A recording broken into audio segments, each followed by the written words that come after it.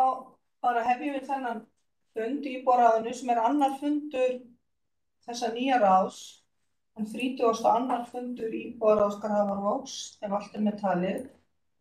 Og samkvæmt dagskránni þá það fyrsta sem við ætlum að taka fyrir og fá kynningu á það var nefnir félagsauðinn í Grafarvogi og við ræddum það svo síðasta fundi hvað það væri eiginlega nauðsynlegt fyrir okkur að fá upplýsingar það.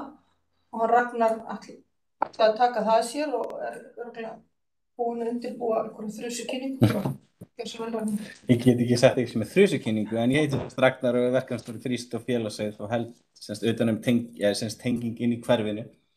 Og ég ætla nú bara að byrja á því að fara yfir bara Gráu eins slíkan, að í hverfinu búa 17.900, eða 17.924 íbúar og þar eru 7.000 íbúðir og hérna í skólanum eru svo að þú hoppar yfir á næstu, þá þetta svona þessi skipting og appelsínugulu kvarðinn sem sagt íbúar, tölurnar yfir Reykjavík í heild og hitti Grafarvogurinn og við stöndum svona á pari á flestum stöðum nema 35 til 68 ára.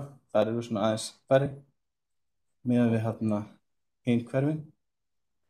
Bara yfir í næsta.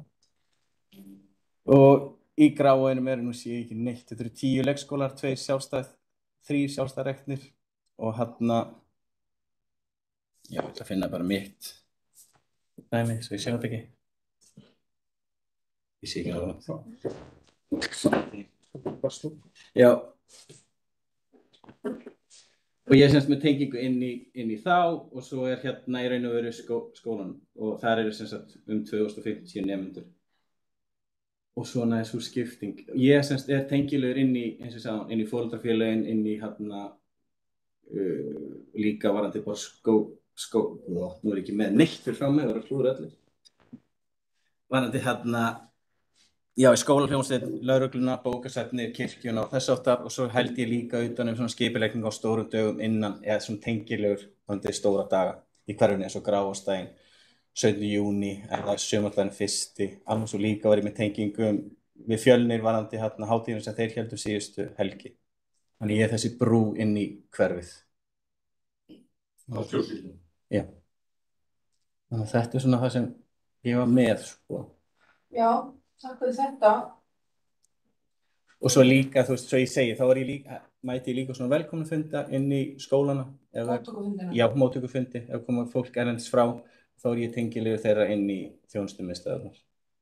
Já, miðstöðvarnar eins og þetta heitir í dag. Og tengi þau inn í hverfið, hvort sem það tengi börnin varandi íþróttir eða tómstundir. Og svo líka bara foreldrarna ef þau þurfa hjálp varandi atvinnuleiti eða búið til félagsskrá og þess að. Fyrst að glæða aldursskiptinguna. Kemur manni ekki á óvart að við séum aðeins yfir Reykjavíkurmeðaltalinu í miðaldra og aldursflokknum fólk á besta aldri, eins og maður segir. Einu sinni var auðvitað Grafarvogur svo mikið barnahverfi. Það bara liðin tíð, ekki lengur. Og við sjáum líka skólarnir eru tiltölulega fámennir. Rimaskóli var fjölmennastur 400 og... Já, Rimaskóli fjölmennastur, svo kemur hérna Foldaskóli. Næstu helmingur í þessum tveimur skólum. Já. Og þetta eru heildstæðir skólar sem því 1. til 10. Akkurat. Segir mér 2 bekkjardeildir í árgangi. Já. En í hinum skólanum það eru reyndar ekki heildstæðir skólar. Því að yfirleitt sem 2 bekkjardeildir í árgangi með nemendafjölda upp á 25 pluss mínus. Já, og þú veist, hverfið eins og Hamrahverfið aftur að stækka og ég held að sé sama með Húsa á meðan hverfið eins og Borga og Víkar hafa verið að minnka. Og svo erum við náttúrulega með hrikalega öflugt félagsstarf fyrir eldri borgara í hverfinu. Korpúlar bara eitt öflugasta starf eldri borgara í borginni og hrikalega vel sótt og þau eru með dagskrá, þú veist, alla daga, eða þú veist, alla virkadaga. Þar opið til 4 á daginn. Kannski skýrir það, þú veist, líka það svo mikið efniviður í öflugt starf sem að aldursdreifingin svona. En eins og maður segir með Hamraskóla, það sé að fjölga. Ætli það sé ekki börnin úr ekki hverjum. Örugglega ykkur er ráði, já. Já. En svo auðvitað vitum við það eru ekki öll börn í Grafarvogi í þessum skólum og svo jafnvel börn utan. Þó sé meiri örugglega fylgni á milli þess að vera í sínum heima grunnskóla heldur en að vera í sínum heima leikskóla. Að þú taldir þarna upp sjálfstætt starfandi skóla, veistu hvað eru margir? Það eru 3 sjálfstætt Hvað er ekki krakkar í þeim? Er það einhver? Nei, ég er ekki með tölur út það, sko. Það geta verið krakkar hvaðan sem er. Já.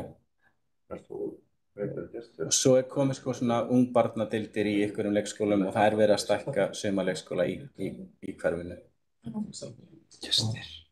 Já, það kemur alltaf ná internet. Ég lenti þessu líka síðast og halva fundurinn í lokskonstað með.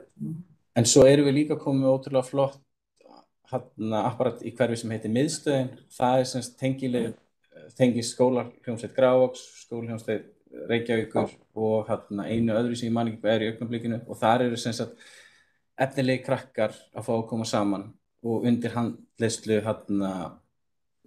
bara leiðbeinandakennara og sem krakkarnir fá tækifæri til þess að taka upp í stúdíói og koma fram og þið einmitt styrktuð verkefni á þeim sem er núna í gangi. Þau hafa verið að halda tónleika hér og þar í hverfinu. Þau komið fram á 7. júní með 3 unglingahljómsveitir. Eina af krökkum sem eru í 5. til 7. bekk, eina sem eru í 8. til 9. bekk og svo líka hljómsveit krökkum sem eru í 1. bekk í Mentó. Og það 17. júní fyrir gerur í bæ? Nei, hérna í hverfinu. Já, þannig að þau héldu uppi dagskráni á 7. júní hérna miklu leyti og svo vorum við með stærra nafn í lokin og hugmyndin er að gefa þeim semst fleiri tækifæri til að koma fram innan hverfisins og það var styrkur sem íbúðarráðið veitti síðasta vor. Svo hjóli líka eftir prósent eða tölum úr svona könnunum. Annars vegar auðvitað eins og oftast mikil ánægja með leikskóla. Grafarvogsskólarnir í yfir meðaltali og reyndar líka í þessum foreldrar en þetta er samt auðvitað lægri tala. Já. 76%. Og þá spyrir maður sig hvert er svarhlutfall þeirra sem eru spurðir, sko. Er það frekar þeir sem eru ánægðir sem svara eða ekstrím óánægðir sem svara? Það er bara... Ég finnst þetta flott. Ég kallaði það við kannski fáum þær.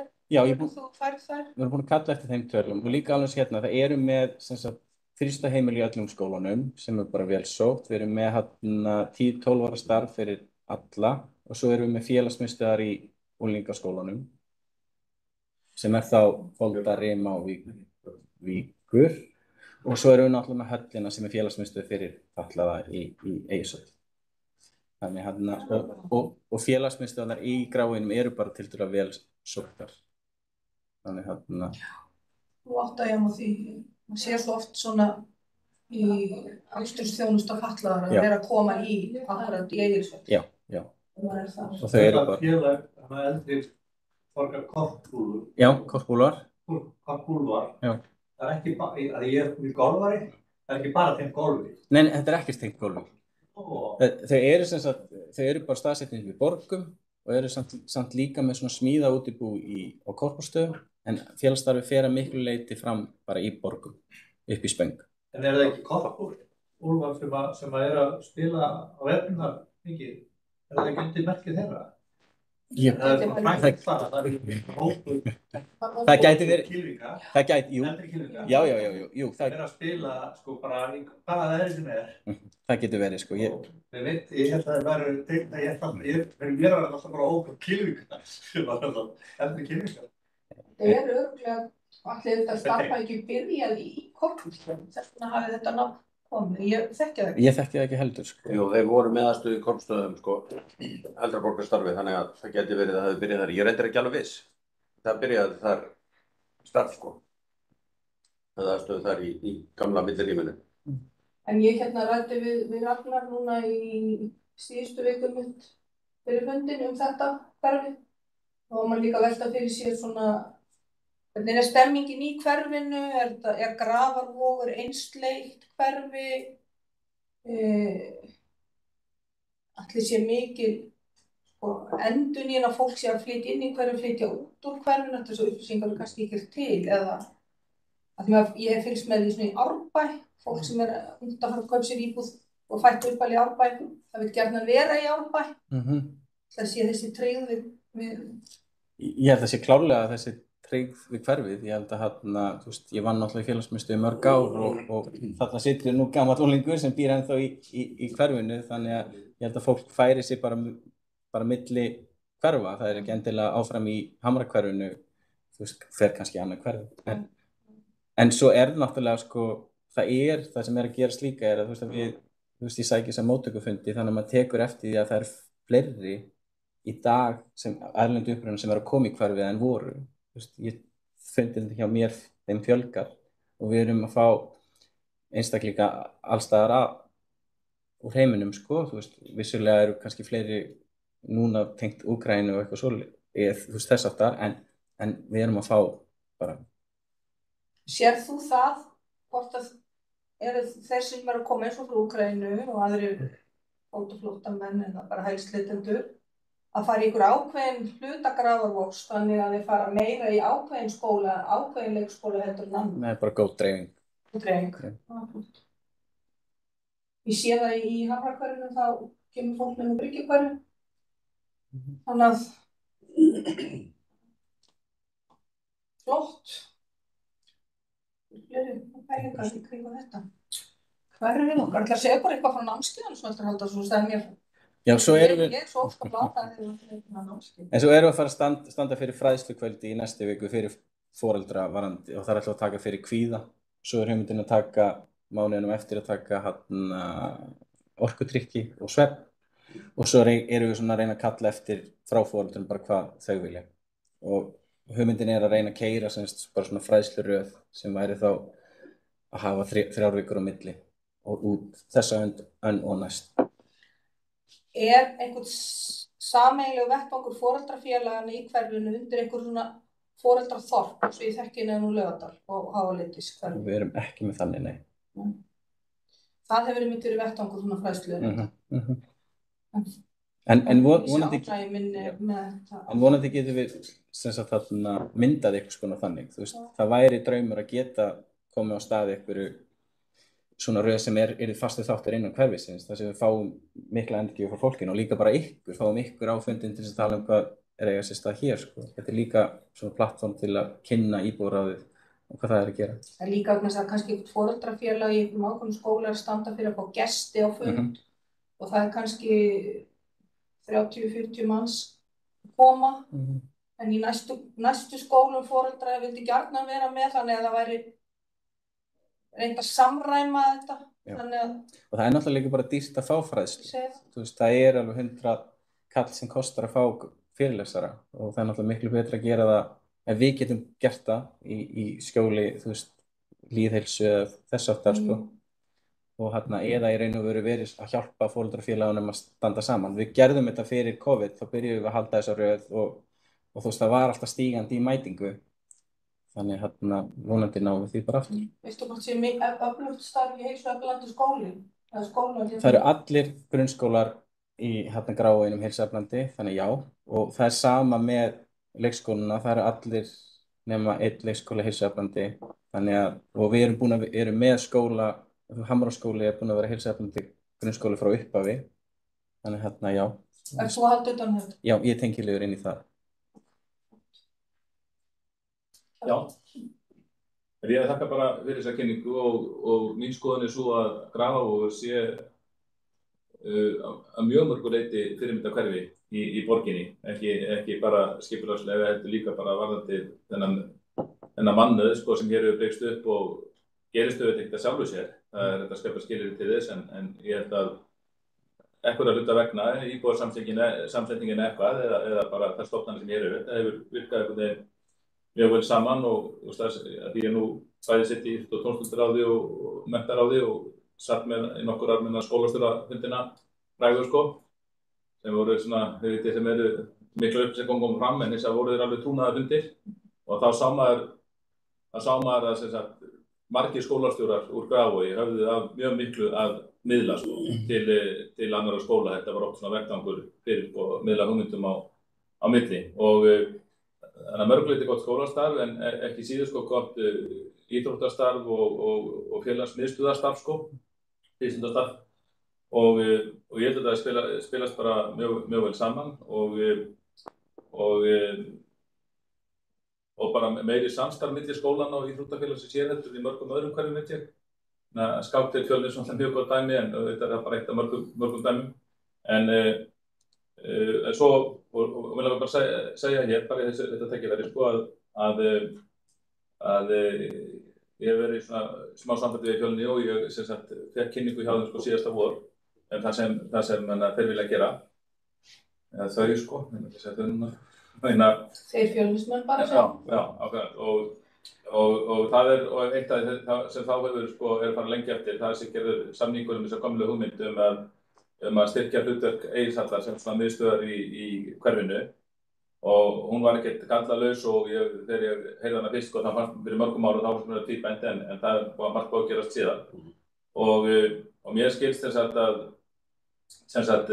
það liggur sem fyrir samningur við rekstraraðila Egilshallar að fara í ákveðnar breytingar það lagningu keppnisvallar og snúning og uppbygging á áradagstöðu og ég sem sagt hef skoðað í voru og skoðað þessu aftur í daginn og ég þeirra skoðunar að þetta sé mjög góður samningur sko sem þessi leigusamningar eru alls ekki allir þið þeir eru höfðatólkssamningurinn frægi er ekki góður fyrir borgina ég hafði ákveðna efasemdir með Egilshallarsamninginn og svona en ég held að þetta sé góður samningur sko, ég held þess ekki leyndamál hvað er tilboðið haft sko, en allan að þegar ég nefndi töluna þá var einn sem sagði að þetta væri allt of há upphæð af því að hann hélt að ég var að tala þetta mánuði, en þetta upphæð var á ári, en sem að á fundi í íþrótt- og tómstundar daginn þá lögðu við fulltrúar Sjálfstæðisflokksins fram eftir öllum tillögu og við lefum þess að leggja hann hér líka að þetta ráð geti tekið hann fyrir sína afla og ég kynna hana bara núna en svo bara getum við fundið út undir hvaða lið hvort við leggjum hana fram undir félagsauðnum eða málefni hverfisins eða bara sem sér tillögu í lokin en hún hljómar svona Íbúaráð Grafarvogs beinir því til borgarráðs að fallist verða á framkomna hugmynd Fjölnis lagningu keppnisvallar og uppbyggingu áhorfendaaðstöðu við Egilshöll og leigusamningu þau mannvirki. Ljóst að umræddar framkvæmdir muni bæta aðstæður til íþróttaiðkunar í Grafarvogi verulega og fullnægja gildandi kröfum KSÍ leyfisveitingar vegna keppnisvalla. Þá liggur fyrir álit skipulagsstjóra að þessar hugmyndir gangi upp skipulagslega. Og mörgum þau orð, ég bara sendi þetta á okkur og svo bara getum við fundið út hvað við setjum myndinni hvernig það gerir það. Má ég spyrja? Já. Uppbyggingu þarna áhorfendaaðstöðu eftir að tala úti þarna bak við þessum fótboltavöllurinn er. Erum við að tala um það? Já, hún verður eiginlega snúið að nýr völlur lagður, Gerðargarðsvöllur sko, og ný áhorfendaaðstöða sem stúka sett þar sem er þá hana við Egilshöll. Er Fjölnir mikið, er þeir ekki ennsamt að nota Dalhús sem keppnisvöll? Jú, það er kannski stóra málið. Þegar ég heyrði þessa hugmynd fyrst, þá leist mér ekki alveg á hana, því ég sagði sko hana lautin hana, ekki lautin hana, hvað heitir Dalhúsin sko. Þetta er svo rosalega góð aðstöð, svo rosalega pottur í góðu veðri. Getur orðið svo bara gott yfir hana og mikið skjól. Og ég sagði sko þetta er mér finnst þetta vera meiri miðja sko í Grafarvogi og hver leikur Fjölnisinn eins og við viti hverfi sátíð að þetta fungeraði mjög vel. En svo vantar náttúrulega áhorfendaaðstöðu þar og það hefur verið til skoðanir í mörg ár, það stóð til að byggja hann upp þar. En það hafa verið bara mikil vandræði út af arkitektúr og hinn og þessu og endanum voru menn komnir á að byggja þá nýja stúku eða nýtt mannvirki utan á Dalhúsi sem bygg og mér er bara sagt að svo hugmynd mannum lítið stærra á til skoðanar betur og það verði mjög dýrt. Þannig að meiri sé að þeir sem halda þetta fjármálin, þeim er bara að lítast betur á hina hugmyndina. Veðurlega séð held ég svo alveg rétt, betra hér á niðurvöldin í Rókarselum kannski þannig. Já, en svo verður kannski skjól sko, Stúk. Það verður skjólastúk og spila með húsinu og svona sko. En veist þú að þið verið að fergja þarna einhvern svæði upp í Egilshöll? Maður gefur svona að húsin hægra megin, það finnst mér eins og það sé svona fargaðar hvað á að vera þar, samkvæmt teikningum. Lítur eitthvað eiga að vera? Ég átta mig ekki alveg á því, ég held að þetta væri bara afgangs, eða síðan framkvæmdin við handboltahúsi var, sko. En ég var að labba þarna fram á daginn, það verður bara svolítið að vita, ég sammálaði við því að veri. Já, er þetta norðan með, austan með eða norðan með? Þetta er eiginlega, já, suðaustan megin. Við endan á handboltahúsinu og aðeins þetta til að ég leit svo á að þetta væri bara restina af framkvæmdasvæðinu sem væri ekki búið að ganga frá, en svo er þetta brennt þá. Eitthvað lítur að skipulega þarna á framkvæmdasvæðinu. Já. Ég átti mig ekki alveg á því, en í kynningu síðan þetta voru og þetta er kannski bara eitt af þeim málum sem verið gaman að fá kynningu á þetta ekki verið. Og heyra bara í fjölnismönnum út á hinu og þessu. Já. Aðeins stærri mál. Var það svona tilhugður, er ekki rétt að skoða hann aðeins betur á þess að við þurfum að taka meiri hérna? Núna, ég er að heyra þessu fyrst. Já. Nei, við leggjum hana fram og allar góðar tillögur þurfa að marinerast eins og við vitum og ég laði hana fram í sérst í daginn og henni var bara festa þar og bara skoðið í góða samkomulagi sjálfsögðu. Ég áhugavert að vita að þú varst að fara svona yfir félagsstarfið og hvernig þetta væri og talað að Korpúla verður svona með sterkt félag.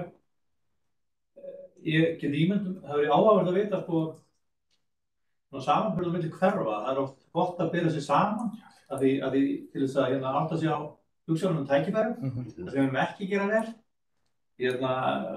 Þú ert bara strax að vísa í hálendisferðum, eitthvað sem er að gerast þar sem kannski væri tækifæri fyrir okkur að stuðla. Það er spennandi, ég get ímyndum mér að skólahljómsveitin séu mikil styrkingi. Ég átti nú 2 krakka í skólahljómsveitinni og þetta var þvílíkt starf, sko, og styrkur fyrir einhvern veginn svona fyrir tómstundir þarna. Hvað var virkt starfið í kringum það? Við erum virkilega rík að fá miðstöðina hérna inn og þeir eru bara með húsnæði hérna á Gelárflötinni og þetta er bara orðið svona pínu svona míní félagsmiðstöð þar sem krakkar á öllum aldrei eru að koma fram og hún er bara að stækka, sko. Og það sem var ótrúlega gaman núna 7. júní að þú ert með krakka sem eru bara þetta ung og þau eru að koma fram fyrir 500 eða 1000 manns sem er frábært að við séum að gefa þeim þennan stökkpall, sko. Þetta er ekki í öllum hverfum. Nei, og þetta er í raun og veru, þú veist, þetta er svolítið að rísa upp á nýtt með þessu. Þau eru líka með, þetta heitir tónillur upp í Árbæ, það eru svona svipa úrræði þar sem krakkar geta komið í stúdíu og fengið handleiðslu og það er alveg frábært og þetta er þeim að kostnaðarlausu, þau eru ekki að borga neitt fyrir að koma þarna og þú veist, ég veit að hann Ólafur sem heldur utan þetta, hann vil bara meira fá þessi hæfileikur krakka til sín og hjálpa þeim að halda áfram. Þannig þetta er víðtækara en bara en lúðrasveitin. Já, þetta er aðdáður. Þetta er bara, þú veist. 7. júní var bara æðislegur, sko. Það voru nefnilega litli krakkar að spila hann í Iðnó. Sem var einhvers svona bræðingur upp úr svona einhvers konar starfi, þannig að þetta eru þau. Nei, þetta er ekki það. Og þetta er, hann er að taka semst krakka úr Grávoginum og svo líka úr Árbænum og Grafarholti, þannig að tengist hún. Og er þetta kynnt í gegnum skólana eða? Já, þetta er kynnt og svo í gegnum skólahljómsveitirnar og þú veist, hann er náttúrulega miklu samstarfi við þær og þar eru krakkar sem eru kannski ekki að plumma sig á, eða þú veist, eru bara þurfa að fá stærri vettvang til þess að koma fram.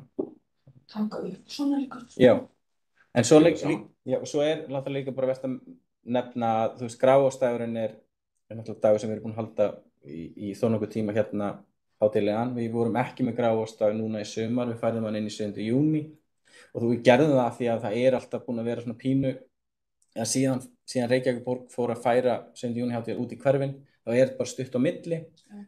En núna er aftur komið kall frá íbúðum að vera með Grafarvogsdag og þau eru svona, allan þeir foreldrar sem ég talaði við, þau eru svona spá í að gera svona álíka og gert í Mosfellsbæ, það sem er einhvers konar hverfa hátíð sem stendur yfir frá föstudegi til sunnudags að ég held og þá að vera með svona liti í hverfum og þess aftar og sú hugmynd er í skoðun og svo líka var þetta bara 13. brennuna. Við höfum náttúrulega haft 13. brennu hérna undanfarin ár, þetta náttúrulega upp fyrir sögum COVID í síðustu 2 en hún hefur alltaf verið bara hérna á Gufunesi og það er líka svona kannski plattform sem við þurfum að taka bara eru brennur barnsins tíma eða er þetta eitthvað sem Nú hefur verið vel sótt, sko. Þarna brennan virkilega vel sótt. Já. Við höfum verið að fá alveg Lýsa ganga og þetta hefur verið mjög skemmtilegt. Já, Yfirleitt. 2-3 þúsund manns. En þessu sem var þá á Gisnefi? Nei, hún er bara Við erum hérna bara En áfram, það var heldur ekki brenna á Gisnefi Nei, það voru enga brennur síðustu 2 árin. 2 ár, bara Það úti. fyrir að vera aftur brenna á Gisnefi. Hver stjórnar henni? Sko, áramótabrennar eru bara í höndum Reykjavíkurborgar Bara, þetta er bara lokal. og þetta er svona ég hef verið svona tengilegur við samtökin innan hverfisins. Svo kongurinn hér sem. Já, eiginlega. Þannig. Þetta er gott. Já. Hvað er það? Foreldrar samt?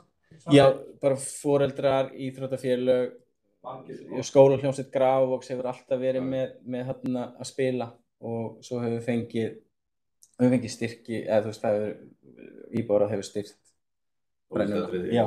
Það hefur verið mjög yfirleitt labba. Já, og eins og ég segi, þetta er virkilega vel sóttur viðburður og það hefur alveg verið 2-3 þúsund manns. Það hlýttir alltaf fjöldafólk sem að þekkir það. Bara mjög gaman. Það er gegnum hann Hverfisjóð. Já, það hefur verið sótt styrk í Hverfisjóð. Þannig. En maður skilur alveg þetta sko 17. júní, þá svo bara kemur júli, svo kemur þetta menninganótt sem er eiginlega spurning hvort það verði áfram aðalega niður í bæ eða svona líka bara að setja áherslu svona út í hverfin. Þá gæti verið svona einhver hverfahátíð eina helgi þar sem þessi menninganótt er eitt hluta því, þú til að hafa þið upphæfi sumar svona lok, af því að hafa þetta mjög nálægt hvort öðru, það er svona svolítið mikil vinna. Já, það er líka bara saman með okkur. Já, það hefur áhrif á hvort annað sko, að 7. júní Grástofan hefur alltaf verið svona í miðjan maí og þú veist að það að vera með stóran viðburð mánuð og undan næsta stóra viðburð hefur áhrif sko. Já. Og þetta eru náttúrulega dýrir viðburðir, það að fá tónlistatriði, sérstaklega listamann og líka bara allt hitt, það kostar sko. Svo líka maístundum ekki bara bálaða reysingur. Finnst gott veður. Annars er ég svo sem ekki með neitt meira nema þeir hafið. Bara gott. Með leyfi formanns ef þessum lið er lokið, Já. þá ætlum við að fá að leggja fram tilnefningu foreldrafélagana. Jú, Þó hún sé ekki hún komin. sé ekki komin. Já. Það er hérna komin tilnefning og Erla Bára, fulltrúi foreldra í grunnskólum í Grafarvogi, kemur úr Rimaskóla. Það er bara gaman að hérna á hana inn í ráðið. Við bjóðum hana Hún verður á nefa fersk á næsta fundi. En þá er hérna næsta mál, það var þannig að við fengum yfirlit yfir framkvæmdir og viðhaldsverkefni. Það var svolítið mikið á því blaði, margar góðar upplýsingar að svörum mörgum spurningum. Það var fyrst þarna farið yfir hverfið okkar. Það er rennt í gegnum þetta eitthvað. Lauslega. Ég er með sko, þarna eru bara öll verkefni sem voru undir fyrir valinu listuð upp og kemur þarna stöðumat á hvert þetta er komið og ég finnst þetta nú frábært þarna þessi sundaðastaða í Geldinganesi og það.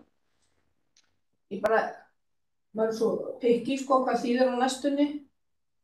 Trampólíngarður er undirbúningi hjá verktaka og verður framkvæmd á næstunni. Nú er að koma vetur sko. Aparól í Gufunesi. Það er þessi Nuttfoss. Mér finnst þetta bara skemmtileg verkefni. Síðan kemur þetta lýsingur göngustíga meðfram strandvegi. Þessi strandvegur og þessi tenging hérna er þetta algjör dýrð og dásemd. Og hver dag sem ekki hafa gengið það á góðu sumar af kvöldi og horfa á sólarlagið yfir Faxaflóanum, það er ógleymanlegt. Og það stendur sko þetta verkefni verður hluti af stærra lýsingaverkefni og verður framkvæmt í þeim pakka. Veist þú eitthvað þetta? Hvaða stærra lýsingaverkefni á borginni heild eða bara hér í Gráin? Ég verða við ekki, ég þekki það ekki, en það er allavega LED-væðing á Guðrýsingu stendur yfir. Ég veit ekki hvort það hafi verið að lýsa í þann pakka. Ég held að ég sé ekki að ljúga í að það verkefni, sko, ég var með þetta ekstra daginn, ég get googlað fyrir ykkur. Það oft verið rætt og margótt komist til að loksins sportunum gegn þarna, en það eru mjög margir ekki, eða það þó nokkuð stór hópur sem á því að vera ekki að lýsa upp endilega þennan stíg, því að þar kemur inn þessar umræður ljósmengun og að allt sé allstaðar upplýst, sko. Og það voru, held ég, í fyrra þetta var samþykkt á, held ég, að ráði reddi og hvort það komið tilmæli, ég man ekki nákvæmlega að þessari lýsingu þá stillt í hóf og hún yrði þá lágstemmd og lágreist. Já. Fyrst og fremst kannski það hún sé svona fyrir þannig að fólk sjáu hvað er fyrir fótunum á því. Já, þetta voru svona, náttúrulega var þetta bara til að sjá samþykkt, en minnir að þetta hafi verið aðeins rætt í að það hefur verið svona svolítið verið deilt á þessa miklu lýsingu og ljósmengun allstaðar.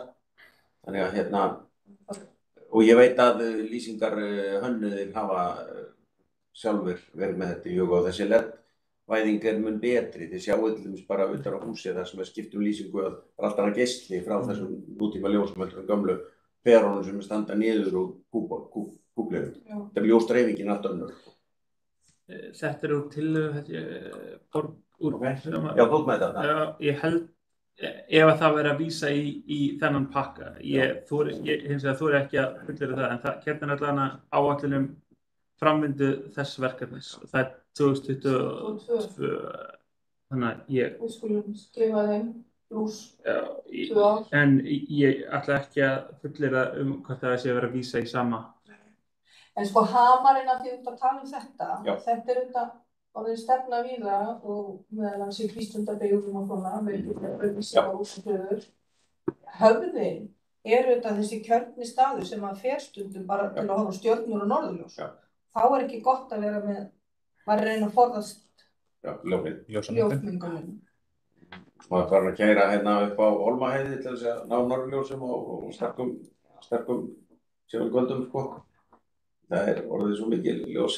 Þetta eðlilega kannski, þetta bara gott að hafa þetta inn í umræðinni. Pínlítið, sko, það svona gott að hafa þetta í umræðinni.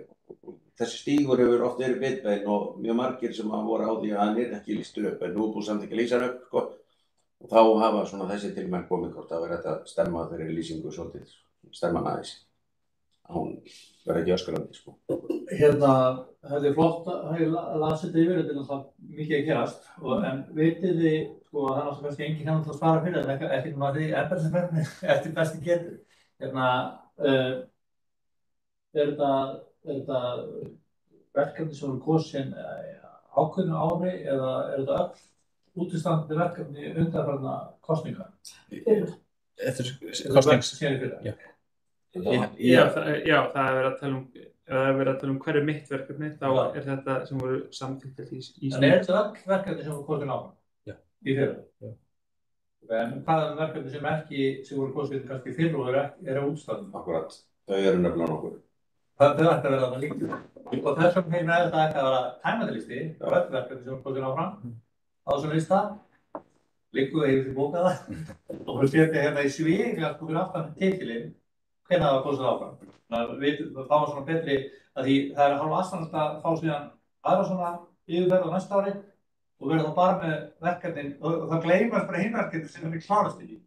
Þetta ekki þannig að þegar maður að kjósa þá hefur maður ákveðna upphæð sem maður ráðstafa og það velur verkefni? Það sem að gerast núna í raun og veru svona hugmyndasöfnun í gangi. Og það er hugmyndasöfnun til 27. október minnum með eitthvað svoleiðis, maður það ekki alveg.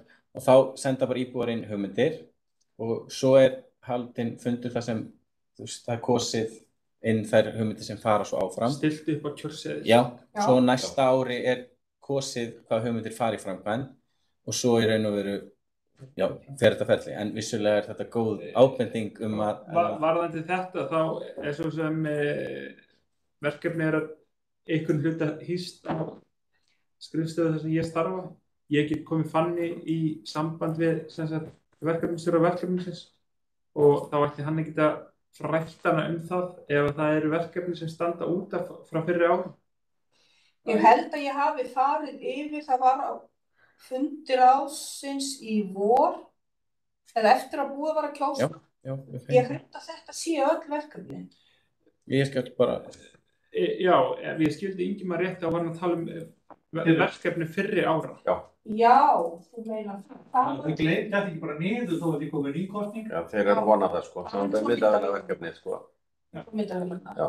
Þannig að við viljum sjá auðvitað bara verkefni. Ég skil mig. Það er búið 2000 ára, búið að fjármagn. Já. Og við viljum bara fá þau framkvæmt. En annars hérna, í sjósund aðstöðum, mér finnst það alveg frábært. Ég hafði tók ekki fyrir eftir, það var í klastingunni. Mér finnst það alveg frábær hugmynd, kannski bara að skreppa í sjósund. En vitið þið að ég fór inn á hverfið mitt hérna og skoðaði til og rökinn, en það vantar lýsingu hvað þetta þýðir í framkvæmd. Erum við að tala um sturtuaðstöðu? Konungaaðstöðu? það sendið á. Já, það er góð punktur. Ég man ekki hvað það var að tala um sturtuaðstöðu, en það var að tala um konunga. Þetta liggur allt fyrir sem sagt á netinum að leita sér upplýsingum hvað felst í þessu. Ragnar með þetta hjá sig. Ég skal senda þetta á Ingimar, en þú veist, hérna í raun og veru hugmyndin bara að setja upp aðstöðu fyrir sjósundsiðkendur við Geldinganes, einföld búningsaðstaða með sturtu, salerni og heitri laug. Þetta er hugmyndin sem hlaut sem sagt kostning. Þetta er búið að gera.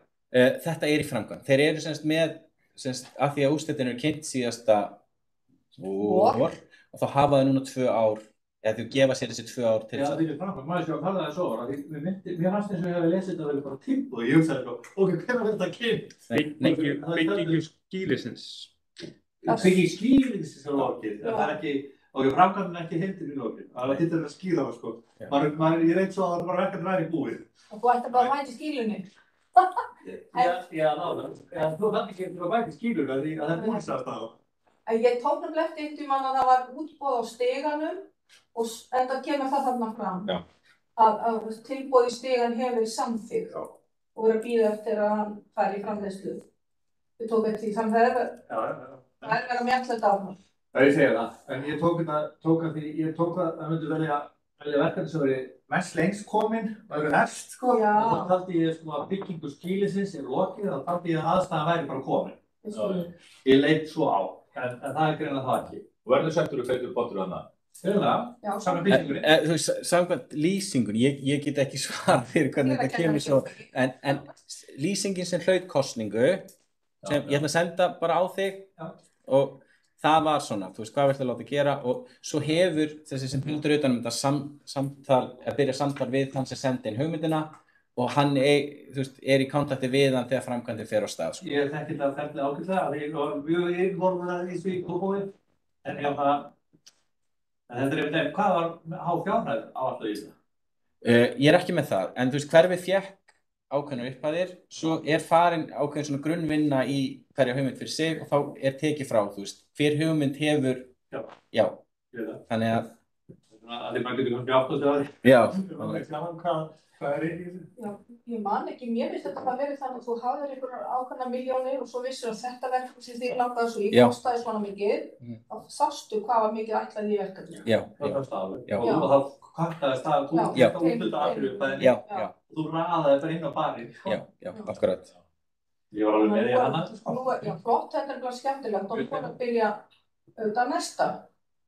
Og svo kemur seinna hérna á það er þarna innan. En svo kemur þarna niðri, það er endurgerð leik- og grunnskóla lóða og við vorum búin að upplýsingar borgarskóla því það kom nú eitthvað í almennu umræðu og það kom þarna svar við því og útskýringar ekkert tilboð hefur verið boðist en stefnt að því að bjóða út aftur í janúar og hefur framkvæmdur í apríl auðvitað og hefur framkvæmdur að voru á lóðum en ég var með fyrir fram að mig gögn sem voru lögð fyrir ráðið í vor sem var svona listi yfir verklega framkvæmdir Grái og þá var þetta lóðirnar og hverfið mitt og svo var líka sko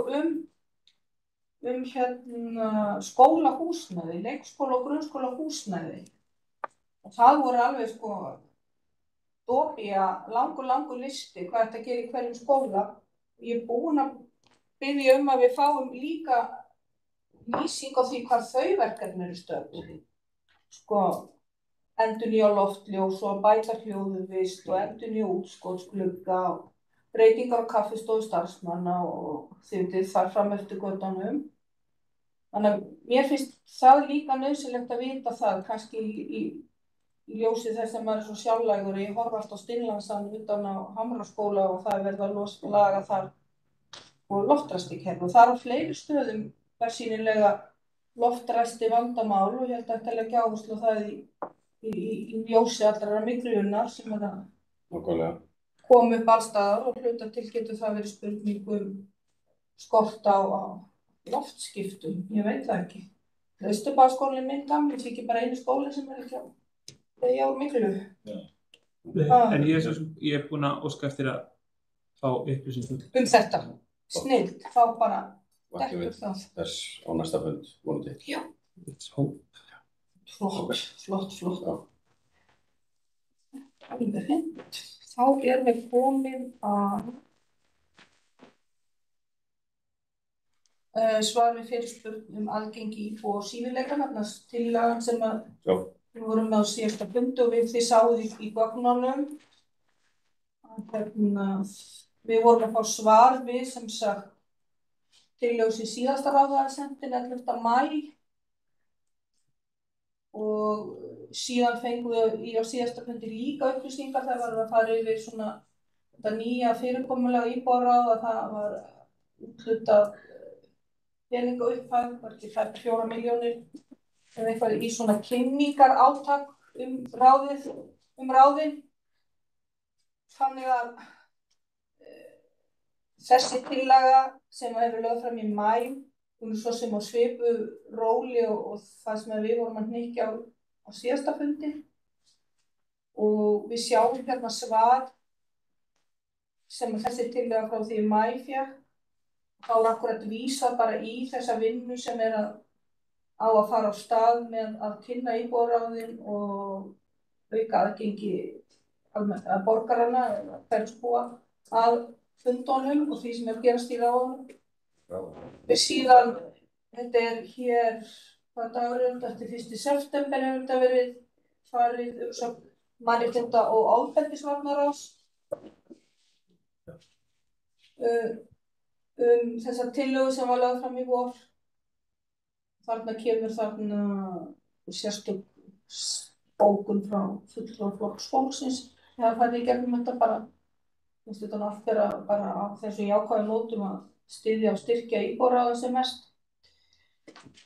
Og svo kemur hérna aftur umsögn íbúaráð Grafarvogs. Og allir umsögnin röksemdin og afgreiðslan í ljós ofangreinds mælt.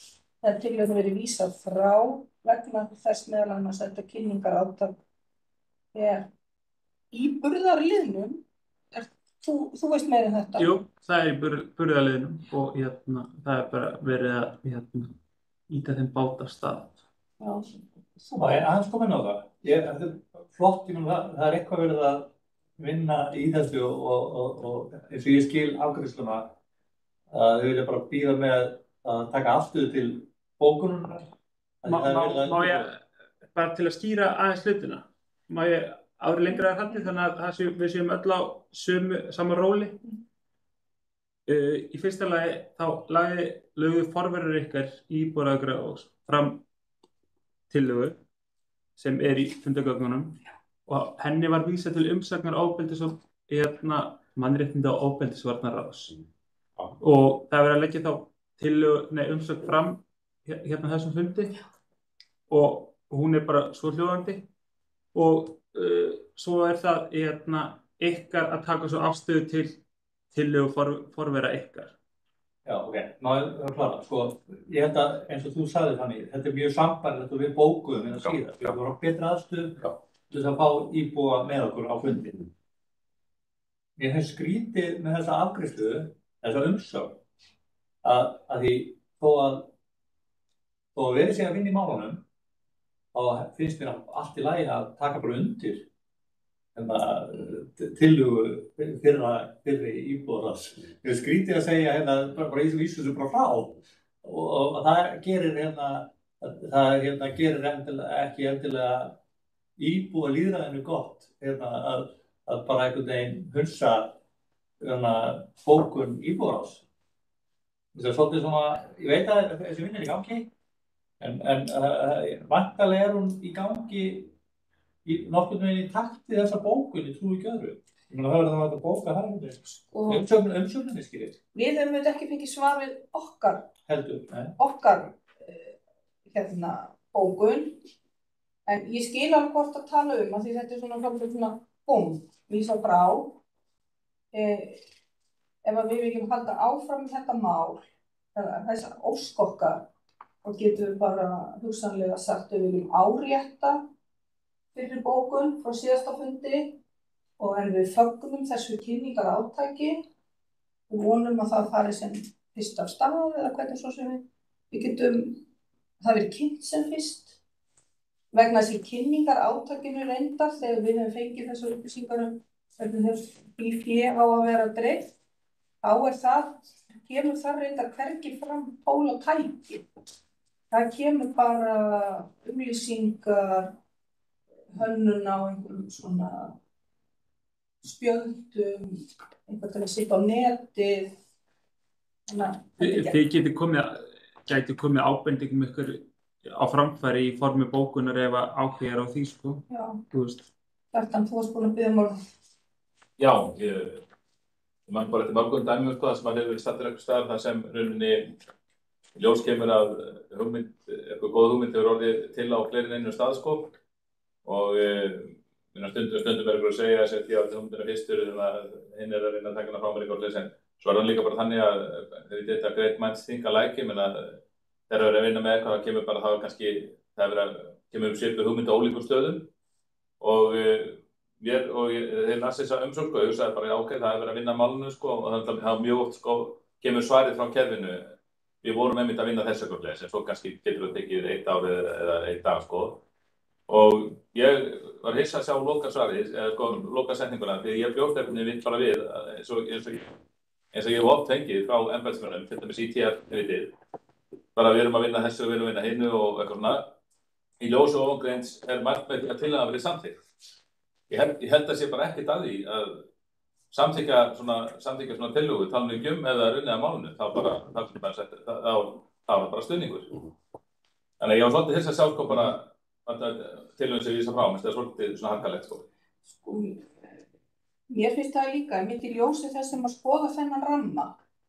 Það kostnar skiptinguna á þessum kynningarfé, 4 milljónum, þá er það myndband, sér áherslu á hverjum viðtöl við íbúa, hönnun, útlits, auglýsingar, banerar, veggspjöld, dreifingar, kostnaður, ferðablöð, samfélagsmiðla.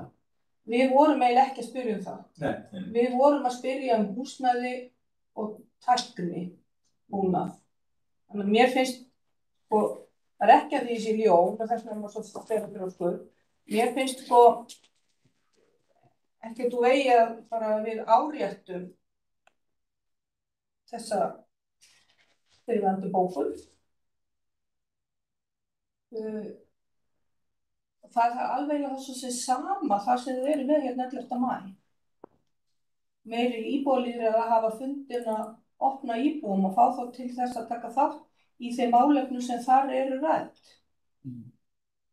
Svo segja þið bara í síðustu setningunni. Einnig er lagt til að dagskrárfunda íbúaráðs verði auglýst á vefmiðlum og prentmiðlum hverfisins gráðstöðum. Það er það sem að kynningarátaki tekur á. Það er ekki að hafa aðstöðu, tól og tæki til að geta varpað fundunum út og það sé þáttaka íbúa í hverfinu á fundunum. Hvað segið þið? Já. Ef að sjóða saman eina?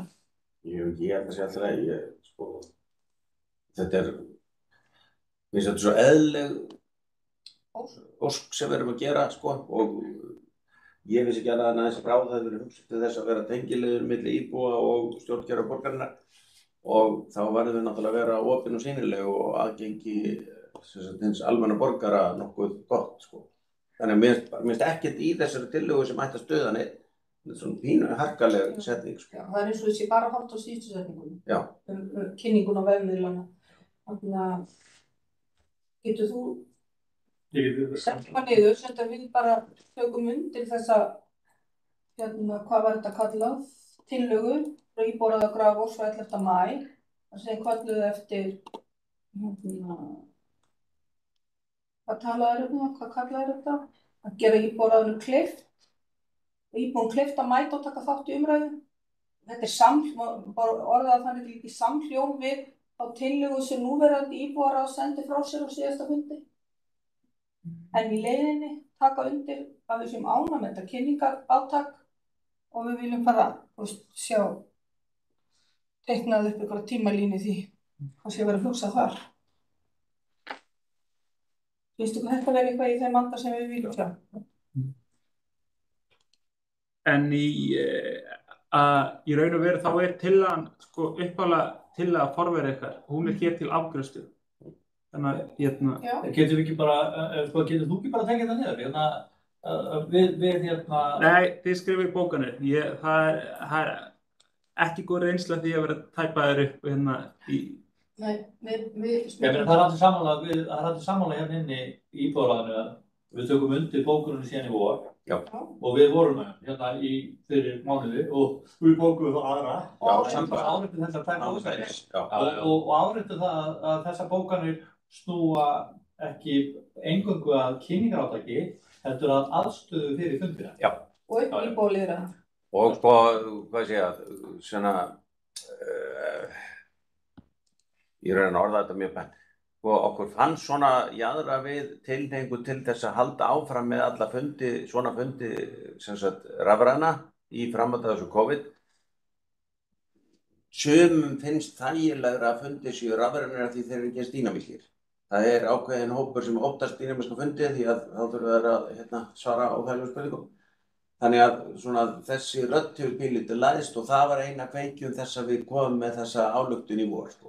Að við vildum rífa okkur út úr þessu, og það var ekki fyrsta sinn, við vorum búin að gera þetta áður, sko, þessi ári áður, að rífa okkur út úr þessu rafrændóti og fara að hittast á fundum og opna fyrir almenning, sko. Það er sko alls ekki, sko, það er með þetta sem þú ekki sem núna, alls ekki anda hlutverks Ráðsins.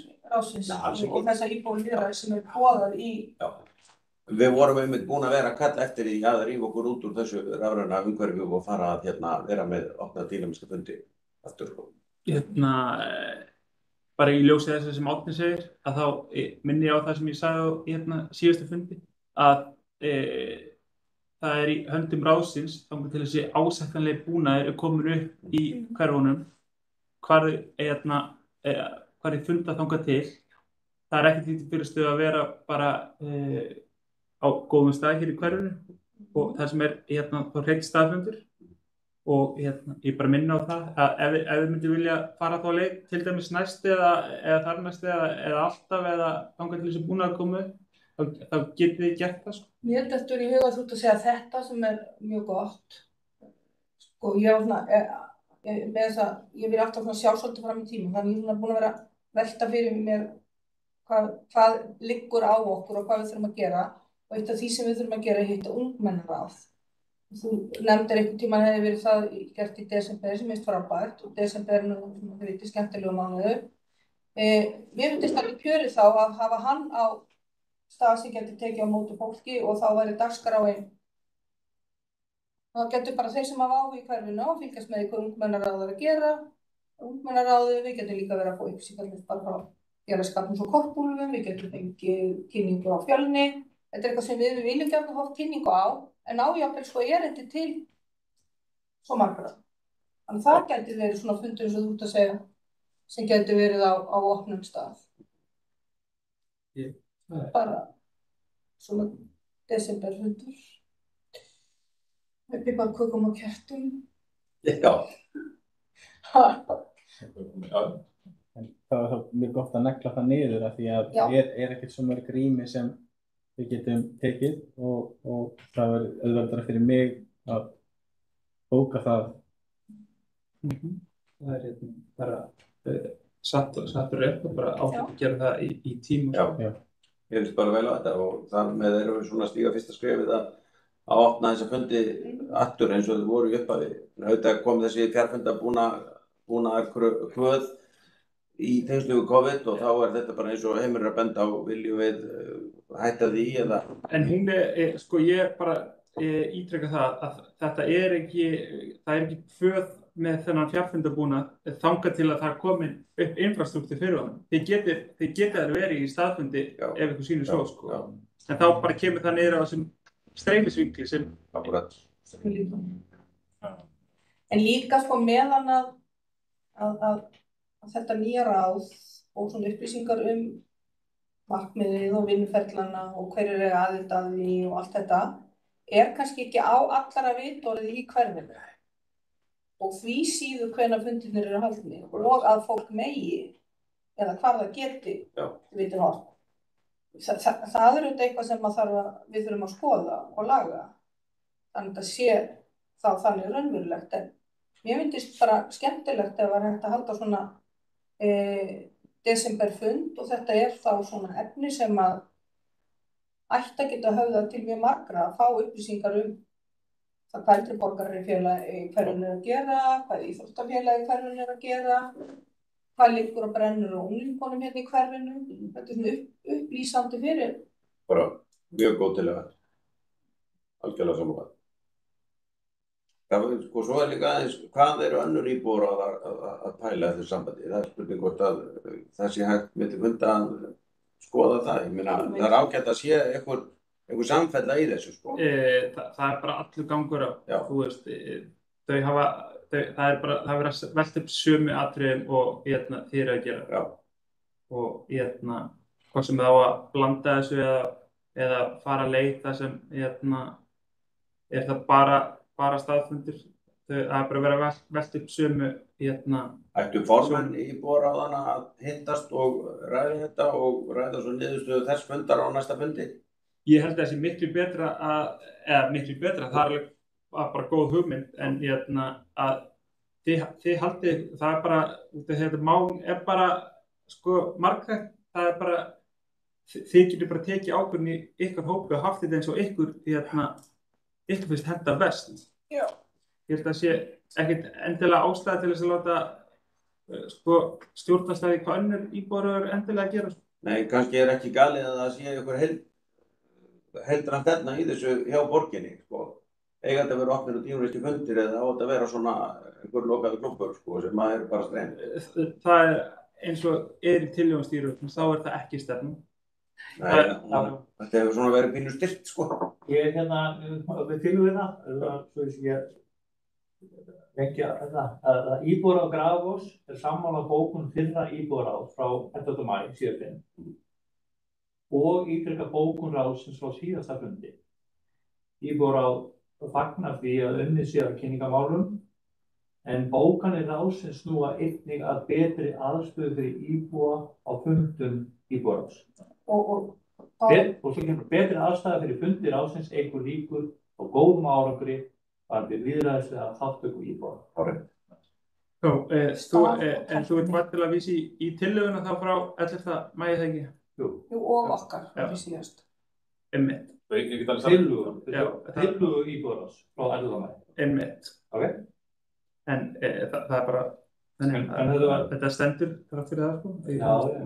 Ég veit alveg samt þetta, en svona frá sjónarhólið þeirra sem munu einhvern tímann lesa fundagerðina, það eru víst einhverjir sem lesa þetta, sko, þó er ekki nú bara sagnfræðingur hennar, þá er oft óþolandi, þú veist, þegar ég er að fletta ykkur upp, þá sé ég bara myndir á fyrir bókun, þannig, mér finnst miklu betra að fara bara á því, bara ráðið ítrykkar fyrir bókunum málið svo hljóðandi. Hún komi bara aftur, þannig að sá sem flettir því upp, sem getur við líka eftir nokkur árið eða bara eftir jól, að þá þurfum við ekki bara að fletta og finna þá fundagerð, sko, þetta er bara... Getur ekki bætt því bara við að þú bara veitna bett í það? Já, bara ítrykkar fyrir bókunum málið svo hljóðandi. Íbúaráð, Grafarvogs, sammála tillögu fyrra íbúaráð frá 11. maí síðastliðinn sem svo hljóðandi og ítrykkar einnig bókun ráðsins frá síðastliðinn sem svo hljóðandi. Já. Það er bara tekið það góðan inn Já. og senda, ég ætla ekki bara að slá það allt inn. Nei, Bara svo hljóðandi. gott að vera að við erum bara fögnum þessu kynningaráttöki. Bara mjög góð húsi, ég er alveg saman þetta. Já, þetta er Huglega að segja að vekja þetta, svo maður sé ekki að byrja það því að maður hugsar oft ekki út í þetta en þetta er algjörlega hárið. Ok, en þá er þessi bókun ykkar liggur fyrir þá. En þá er að taka afstöðu til þessari tillögu sem var lögð fram þann 11. maí af forverum minn. Við erum að segja það, íbúðaráð er Já, saman.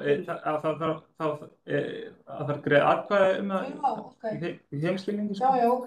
Þá bara greiðum við atkvæðum það. Erum við sammála þessari tillögu frá 11. maí? Alveg, og bóstum ekki sammála henni.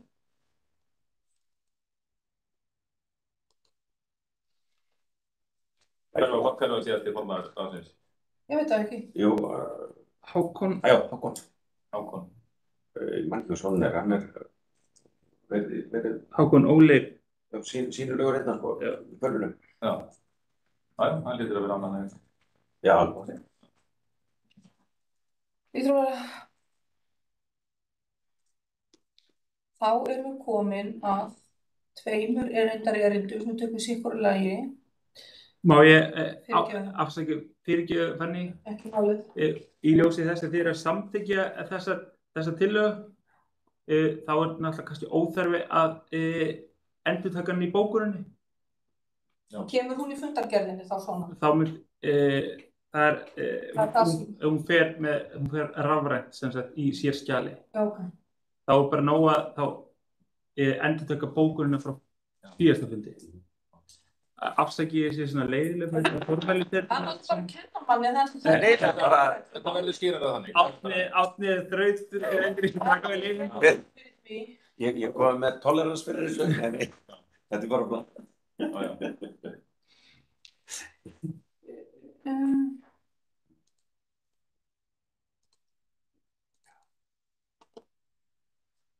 Já, svo þess að það er bókanir ekki. Já. Nei, tvær. Á dagskrá. Og ég bara að senda þetta þá. Yes. Þá erum við næst komin með strætóin og erindi frá Árnýju Elínborgu Ásgeirsdóttur. Hún tíundaði lýsti og tíundaði skoðun sína á fyrirkomulagi strætó og svo sem ekkert langt frá því sem ég las frá Vorönn í síðasta ráði sem móðir barna í öðru hvoru hérna norðurhverfanna lýsti yfir óánægju með því að það var hægt að keyra strætó og gerði börnum erfiðara fyrir að stunda íþróttirnar og segi framhald af því að við komum þessi ITR-bókun sem við enn erum að bíða eftir einhverjum viðbrögðum við með þessi frístundastrætó. Var hægt að gera þessi norðurhverfi, já. Já. En nýst. Já, og síðan það sem að allir fylgdust með í fyrra, það var þarna að það fær engin strætó niður í Vistþorpið og hún listar þetta upp Mjög vel. og kemur hér með kort og hugmyndir og lengdarmælir og tímamælir ýmislegt og meðal annars vísar þarna í hringferða í Hamrahverfi sem fara síðan upp í Egilshöll og kemur hugmyndir hvort að það geti ekki tekið Vistþorpið í einum snúningi. Ég er engin ferlifræðingur í lafðið yfir og þetta er bara mjög eðlilega vangaveltur fólks og þetta er endurtekið, þetta er ekki bara stakt þannig að við vorum í sambandi í dag og settum niður erindi, mér finnst einhvern veginn við svona sem slík getum þannig ekki faglega sagt af né á hvort að þessar hugmyndir hennar séu raunhæfar eða ekki en mér finnst eðlilegt að ræða það, við séum öll inn í þessu, við áttum okkur á því hvað er verið að tala en ég setti niður texta sem þú ert með, ég er ekki með hann, þannig að við vísum þessu máli og hugmyndum hennar til strætó. Viltu lesa þetta upp fyrir okkur? Já, þá er það bara eiginlega á ykkar að taka ákvörðun um það hvort að þið myndu þá óska eftir sko upplýsingum strætó á sem sagt hvort að þau leggi mat á þessar upplýsingar. Já. Svo getið náttúrulega líka farið þá leið að senda þessar ábendingar bara strætó til upplýsingar. En þú veist, við vorum með í huga, Fanný, ekki satt að óska eftir að leggja þetta fram í formi fyrirspurnar. Þá lítur þetta svona út. Nú skoðum við viðbótin þarna, hún bendir á þarna með endurmeta.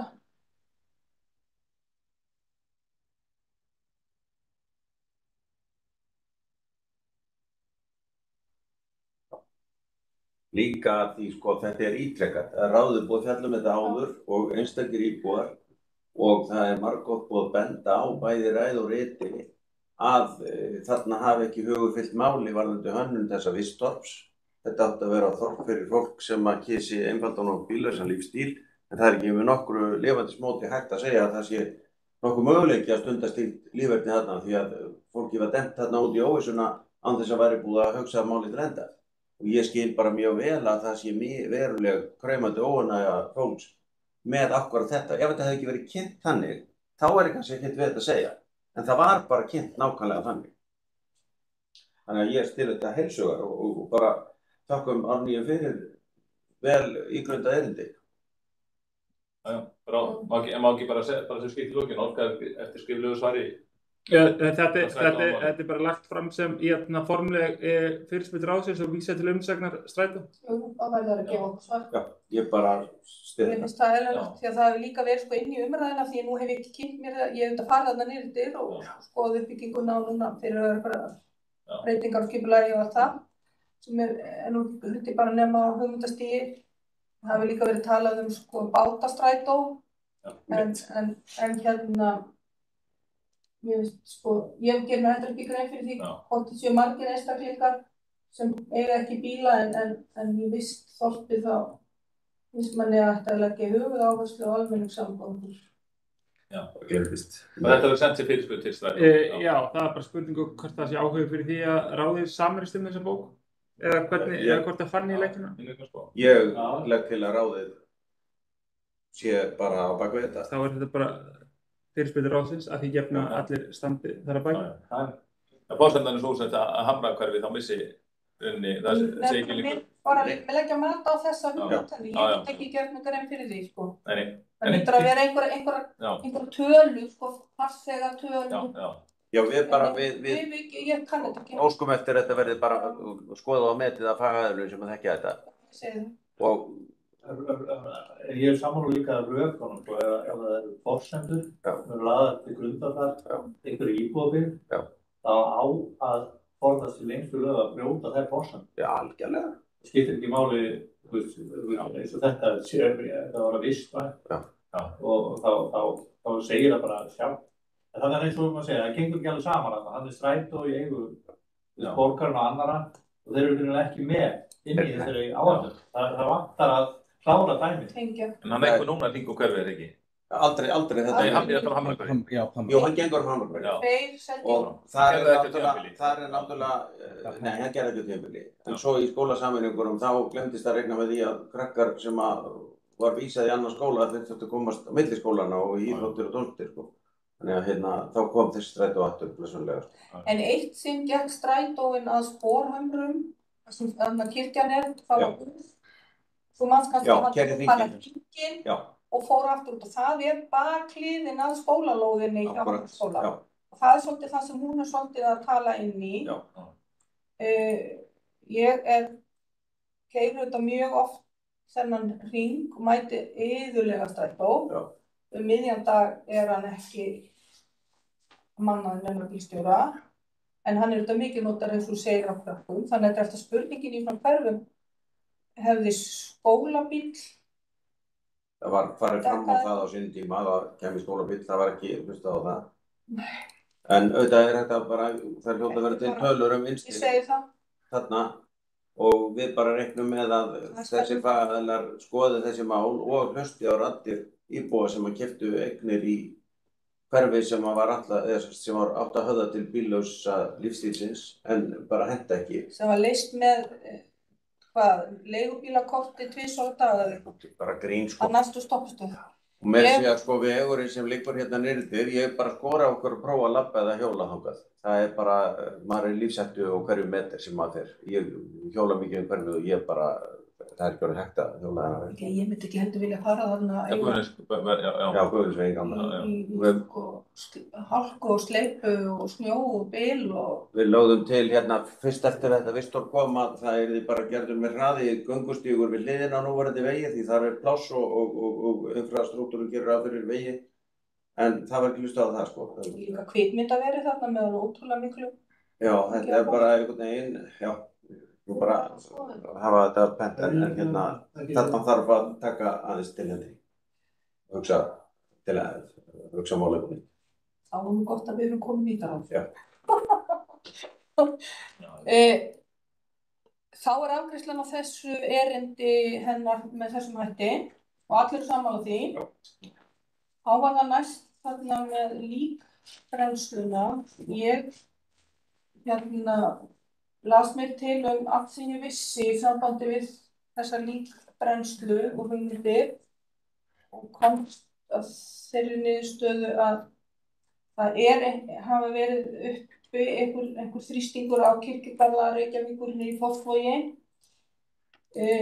vegna þess að loftræsti kerfið er orðið úrelt og stenst ekki nútíma kröfur hreinleika útblásturs. Það fannst mér ég fá út úr þessu og síðan er í þessu erindi hennar Árnýjar að hún talar að á næstum taki dómsmálaráðherra ákvörðun og ég get svo sem ekkert metið það hvort að þetta er satt eða ekki þannig að ég tók mér það besta leyfi bara til að upplýsa þá sjálfan mig og það að ég sendi dómsmálaráðuneytinu erindi til að vita hvað þetta mál þetta líkbrennslu væri statt og býð bara eftir svari frá þeim. Við vitum auðvitað, við höfum kannski fylgst með því að það er síðan fyrirtæki sem heitir Tré lífsins og Bálfarafélag Íslands er að reisa upp í Rjúpnadal, þetta lítur að vera Rjúpnahæð í Garðabæ. Ég held að það sé til Rjúpnadalur þar. Já, það er Rjúpnadalur þar. Það mjög vera. Og þar er verið að byggja ykkur aðstöðu, líka með einhvern minningagarð og svo framvegis. Þannig að ég held að sé nú ekki svo stórtakt sem er að tala þarna heldur. Það er líkbrennslu undir það, mann bara lærir fullt á að taka þátt í þessu. Og hún talar þetta, hún Árný að hún hafi starfað þarna í nágrenninu og það svo sem hennar upplifun af því stemmir við það sem ég las í þessum gögnum sem ég sá að þessi útblásturstæki þeirra eða hreinsunartæki væri orðin barnsins tíma og þeir endurnýja. Og sem veit meira um þetta. Eigum að bara setja þetta á bíði þá þú búin að fá eitthvað svar. Er það ekki? Mér er bara frábært að þú skildi biðja skýringar á þessu. Þetta er gamalt mál með þessa líkbrennslu hér og ég man eftir þessu fyrir ábyggilega 8 árum síðan að þá var verið að ræða þetta. Svo var ég bara viðurkenna, ég hef ekki alveg fylgst með framvindu mála. Þetta var sett á okkur að bið þá, það kom einhver athugasemdir í íbúðum og þetta var sett á okkur að bið og svo er þetta dúkk upp núna og ég bara verði viðurkenna, ég þekki þetta ekki nóg vel þess vegna þetta er frábært. Já, þetta var fínt að skoða þetta. Ég sá erindi frá öðrum íbúa, aðrir fundi í borgarkerfinu, íbúa sem byrjaði rétt hjá og bara það sem er bara ákveðin kvíði yfir þessu, það eru greinilega sögur sem hafa borist frá Fossvoginum og þannig að mér finnst mjög skiljanlegt íbúarlega vera óttaslegnir og velta þess að fyrir sér hvort að líkbrennslan hún sé ómikið út í aðra á kirkjugarðinum, hvort að vera þetta farin inn á meiri miðju eða bara útiloka hættuna á því að þessi lykt berist yfir íbúagarðana þegar fólk er að grilla Góð punktur. Svo er þetta bara vel tilfundið að einhverjum ráðunum myndi prófa opning fyrstur. Já, mér finnst þetta að ég hafi lesið að það sé aukning á brennslum, að það sé fleiri og fleiri sem... Já, margvöldun Já, og þar með þarf að taka þetta alvarlega og gera þetta þá þannig og garði gert að það sé sátt við umhverfi og fólk Já, ég sko þetta máli náttúrulega svipað önnur mál þegar það er að koma einhverju starfsemi fyrir. Að þá er þetta sem er ákveðið ónæði af, og þetta þekkt er ónæði þessu, og það er ekki gott til þess að hugsa að þetta sé líka lykt af þessu sem sko það er, þú veist, kannski, ég skil vel áhyggjur þannig að íbúa, þetta er bara sama, þetta er forsendubrestur fyrir þá sem búa þarna alveg við, að þetta sé farið að plaga. Það er sama ef það kemur líkt af úrgangi sem er laður, þú veist, einhvers staðar þessum sorpstöðu sett allt í einu inn í íbúðahverfi. Og maður skilur þetta vel og maður eigum ekki að breyta forsendum. Og þess vegna held ég að við gætum svo sem alveg bröðist hratt við og sagt bara að við viljum að það sé ekkert gert í þessu fyrir að betri athugunar máli og þá við gætum alveg farið það strax að velta því fyrir okkur að segja ekki gera neitt fyrir að í samráði við íbúa fyrir það fyrsta og skoðum mögulega aðra lausnir sem er þá lausnir sem er þá fjarri þéttri brigð. Það er, þú veist, það hýtur að vera einhver kostnað við bara byggjum upp og akkurat byggjum upp það sem að hugsa að vera ódýr að byggjum upp. Já, á þessum staðum heldur að byggja eitthvað alveg upp á nýju en við erum að horfa til lengri tíma Þetta er alveg rétt hjá þér, sko. Ég veit ekki hvað þetta stakkum við til borgin að koma að þessu með tilliti til einhverja leyfa og svona.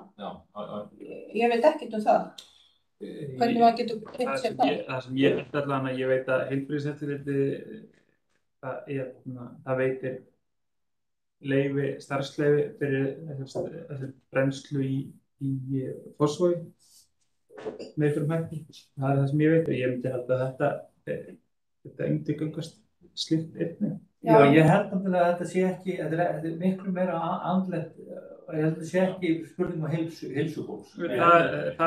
Ég trú ekki að menn bara setja bara yfir höfuð svona. Það snýra hreinsunni á þessu. Já, ég veist það.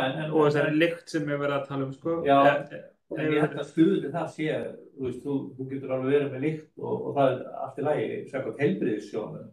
En þetta er sálin, þetta er svona lykt. Ég segi, þetta er svona lykt og þetta er óþægilegt að þurfa að hugsa þetta. Sem íbúið. Þú getur þess að bara tekið undir ágjur íbúið og óskum eftir nánar upplýsingum málið íbúið. Það er eitthvað slíkt. Innan borgarinnar. Já, og óskum eftir að ekkert sé frekar gert aðhast í málinu fyrir að við fáum betri upplýsingar og það ekki þau. Við bara fengið betri upplýsingar á málið, já. Það var talað eitthvað Hallsholti og veitum hvað garðurinn er? Já. Það er Hallsholt. Og nú er kirkjugarðurinn hér í dag. Já, það er góð mótur. Þannig að skrítið Hallsholt. Ég ekki heilt að önnumni. En svo er næsti kirkjugarður, hann er þarna upp grafar, útvarsáttalega bak upp Bauhaus. Já, það gæti verið. Já. Það er allir eins og þú segir, það lítur að vera. Nú við það. Ég veit ekki, mér finnst bara allt í lagi að kann þetta líka borgarinnar megin.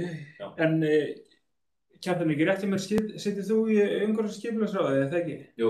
Já, þetta er svo sem kannski skammt liða kjörtímabili, þetta mál hefur ekki rekið, hefur það rekið þangað inn á þessu kjörtímabili? Já, það kom inn þar daginn, sko, eða ekki daginn, eða svolítið síðan, sko, og ég bara man ekki sér hvernig það var afgreitt, það var aðeins rætt, sko. Bara man ekki alveg hvernig það var afgreitt, sko, en En þetta er ekki komið á það stig að það sé bara að taka skóflustungu? Nei. Og ef svo ekki, þá höfum við tíma. Já, höfum tíma til að bíða eftir svari ráðsins sem við gerum ráð fyrir að komi fyrir næsta fund. Já, og þú kannski kannar þetta, rifjar þetta upp í þínu bókhaldi, það sem þú mátt segja okkur af því. Já, það var ekki. Þá er bara svo sem þetta eftir með hverfið mitt og við bara erum öll vakandi yfir því að auglýsa það sem best. Það eru komnar alveg margar og ótrúlega skemmtilega hugmyndir í Grafarvogi og maður er bara spenntur þegar maður fær atkvæðaseðilinn í hendurnar og maður getur bara að velja. Þannig að við vitum það. Síðan þetta með rampa upp Grafarvog. Má ég aðeins koma inn á hverfið mitt. Það er eitt fítus í því og ég veit ekki hvort maður ekki bara hvetja Grafarvogsbúa til að nýta sér það að kjósa áfram verkefni í miðbænum. Og þú getur kosið í einu hverfi, sem sagt. Já. Og hagsmunir Grafarvogsbúa, til dæmis, varðandi miðbæinn, að vera með betri hjólaskýli, örugg hjólaskýli í miðbænum. Og ég sá eitt verkefni komið á Njálsgötu held ég, það sem eitthvað svæði fyrir hjól. Það kjörið verkefni finnst mér fyrir íbúa Grafarvogs að kjósa áfram í því hverfi. Já. En þá þarf að velja þá það hverfi. Það mátti ekki kjósa neitt hér. Nei. Ég er svolítið sérstætt hvernig þetta en ég bara hugsa að þú mátt gera það. Þú mátt velja hvað hverfi sem er. En þú mátt bara velja eitt hverfi. Þú mátt bara velja eitt hverfi. Eitthvað sem gæti þjónað hagsmunum þínum sem íbúi í Grafarvogi þó að sé í öðru hverfi. Já, ég veit að röksemdinni fyrir þessu til dæmis þú getur unnið í búi hér en unnið í Grafarholtinu eða eitthvað slíkt eða átt barnabörnar eða börn og vilt hafa áhrif á það náttúrulega. Ég vildi bara vekja athygli á þessu. Þetta möguleiki og þetta er eins og þetta verkefni betri örugg hjólaskýli. Ég með rafmagnsjól. Í ljósi og þó ég væri bara með hjól þá þetta dýrir tryggir. Maður kannski hjóla þarna og þeir bara og hjóla svo aftur heim. Já, hjólusíkja Það ekki hafa áhyggjur af hjólum. Þetta alveg rétt. Það ekki svona eins og bara maður sér í Kaupmannahöfn og í Danmörku, svona stóra svona hjólageymslu garðar við til dæmis svona skiptistöðvar hjá Strætó. Já. Og svo fólk á jafnvel hjól á báðum endum. Allavega. Þetta hugmynd. En þá erum við komið rampana. Ég sendi ykkur þarna skjal sem ég var búin að lista upp. Ég aðeins búin að fara yfir það og ekki að breyta einu formsatriði, þetta bara orðalagið gerir þetta ekki eins svona kuldaleg. Tók neðsta hlutan af sem við kom þarna sorpskílunum. Við myndum geyma það. Þar til við fengjum sorp í eins og það er bara það sem stóð undir annað. Því mér fannst þetta algjörlega galinn og sorpu að halda svona, ekki neitt maður í hjólastól sem getur potað allir sorpinu sínu upp fyrir sig. Langt síðan sendur? Þetta var inn á Facebook-grúppuna. Einhver ykkar sem skoðaði það? Já, ég reyndi yfir þetta. Ég var ekki með sjálfur neinar sérstakar tillögur við bara svona vorum að ræða til stjórninni þetta þarf svolítið að koma bæði ábendingar frá íbúum og þá fyrirtækjunum sjálfum og þetta finnst sem þú settir inn í það. Ég er náttúrulega ekki á þetta. Þetta okkar, íbúar á þetta sem ég var ekki þetta heldur, lokuð grúppun okkar. Íbúðar á, glemdi að setja í íbúðar. Ég hef skoðað í helgina þetta og svo ekki. Nei. Sko, ég er búin að ræða við svona klukkaði aðila á hverjum stað sem ég talaði við rekstraraðila eins og kemur þarna fram. Íbúar á höfstu. Já. Þarna er þetta. Sko, við getum látið þetta frá okkur. Þetta er allavega skjalfest að þarna þarf að laga sérstaklega þetta fyrir framan torgið hérna við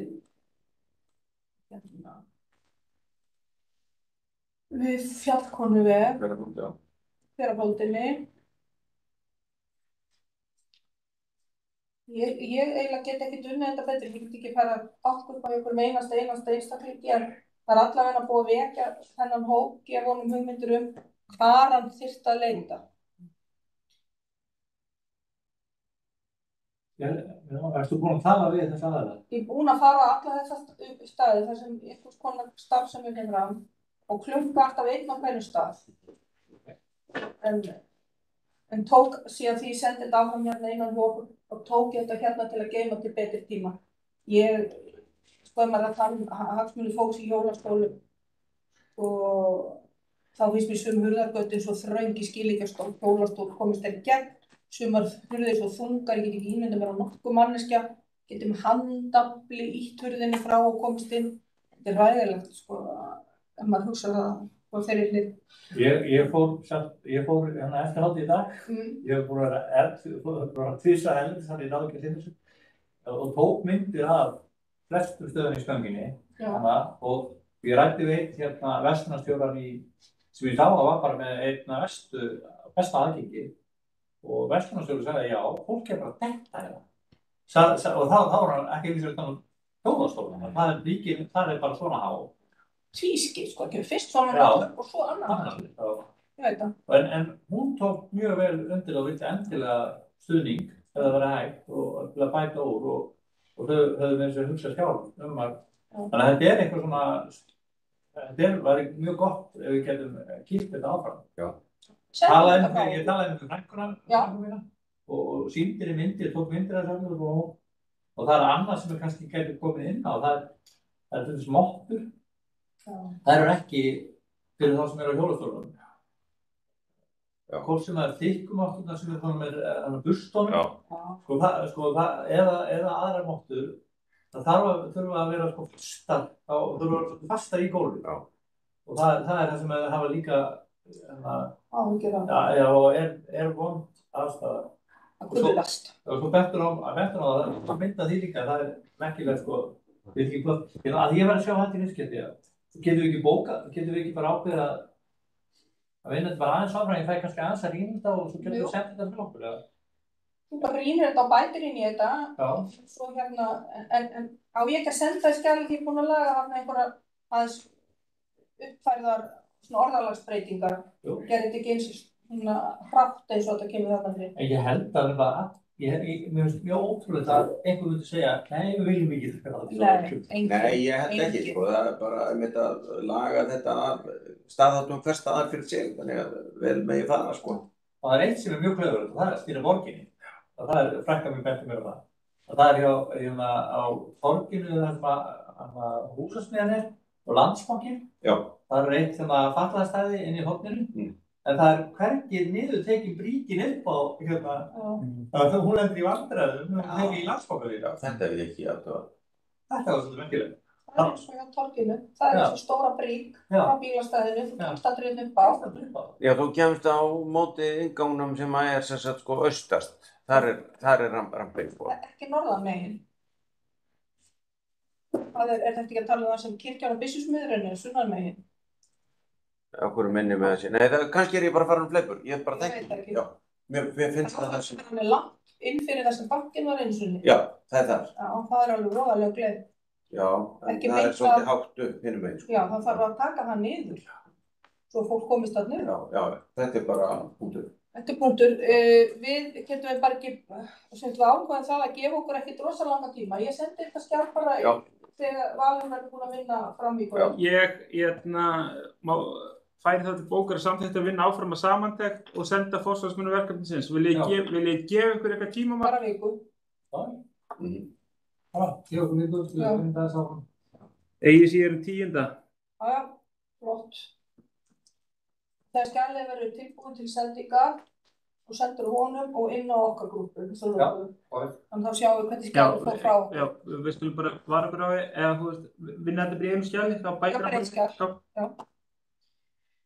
Þannig að, svo kemur bara hitt verkefni þarna, borgin okkar, það var það sem okkur snýr til umræða þessi 1,5 milljónir.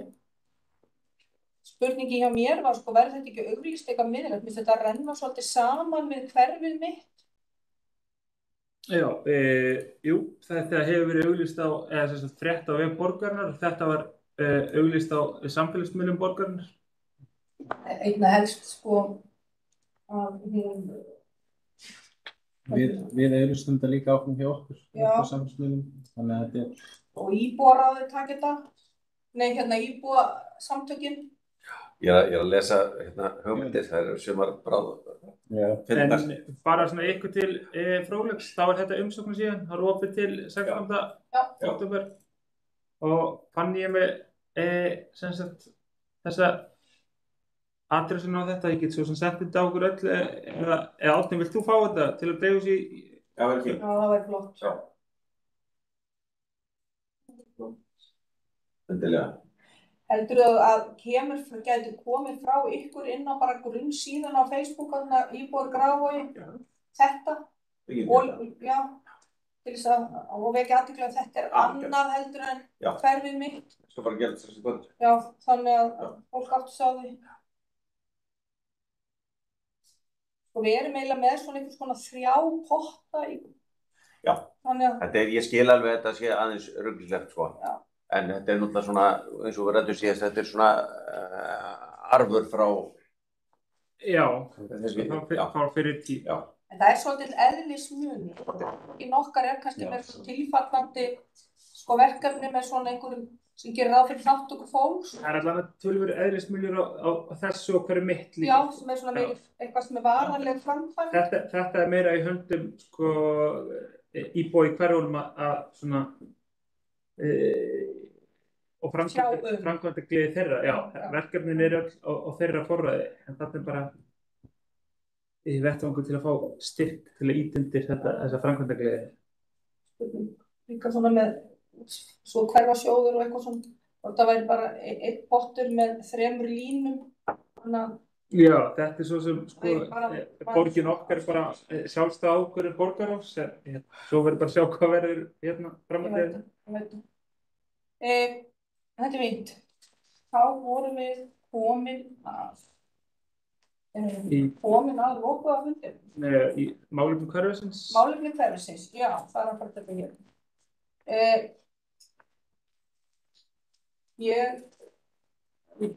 Eftir ég var að ræða við Ragnar og skoða þetta sem var fyrsta dagskráin og spurði ég hann svona í framhjálpinu hvort það væri frí ískápur í hverfinu. Því ég að taka eftir að því ég er í þeirri grúppu á félagsbókinni. Þið vitið öll hvað það er. Já, þetta er í Langholtskverfi held ég það. Já, þetta er orðið nokkuð mörgum hverfum borgarinnar. Já. Ég fylgdist með þetta í gegnum að því ég er líka inn í hverfi 108 á félagsbók. Þar er einn svona skápur við þar sem Hjálpræðisherinn er. Og ég veit að þetta er komið í Breiðholt og þetta er komið í Vesturbæ og þetta er komið í Hafnarfjörð, þetta er að koma á Akureyri og hingað og þangað, en þess vegna fór ég að spyrja hvort þetta væri hér og það var ekki og þá